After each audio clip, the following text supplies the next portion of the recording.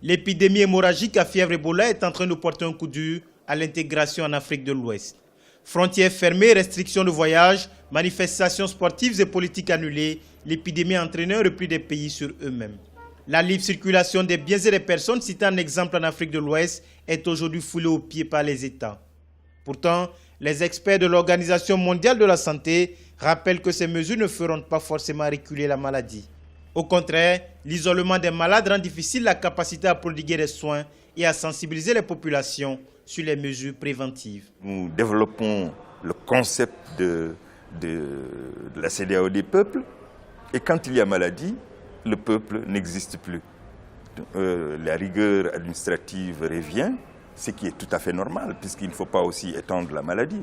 Mais il faut trouver des solutions conjointes pour qu'on puisse permettre au peuple d'être tranquille et de ne pas développer un discours xénophobe, nationaliste, qui nous conduit vers ce que j'appelle une insularisation nationale. Aujourd'hui, les États sont partagés entre le principe de la libre circulation qu'ils promeuvent et le principe de précaution face au risque de propagation d'une maladie qui a déjà fait plus de 2000 morts.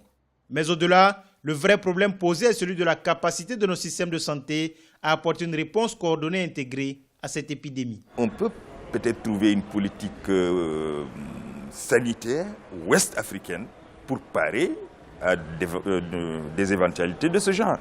Au lieu de circonscrire la maladie dans un pays et laisser ce pays faire face tout seul à cette maladie terrible qui peut être à l'origine de la décimation de tout un peuple.